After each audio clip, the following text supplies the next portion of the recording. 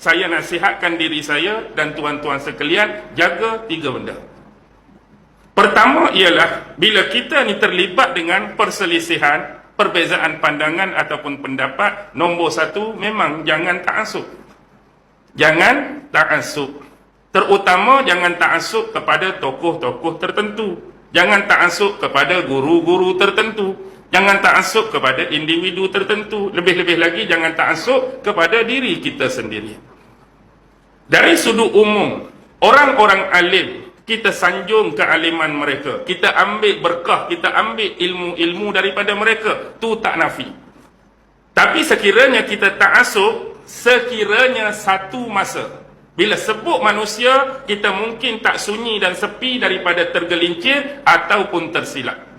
Sekiranya kita meletakkan ketaksuban duk di depan, aku taksub pada guru ni, aku taksub pada individu ni, sampai masa, walaupun dia baik, waktu dia tersilap dan tersalah tu, kalau kita taksub, kita akan backup, kita akan pertahankan kesilapan dia. Taksub punya pasal.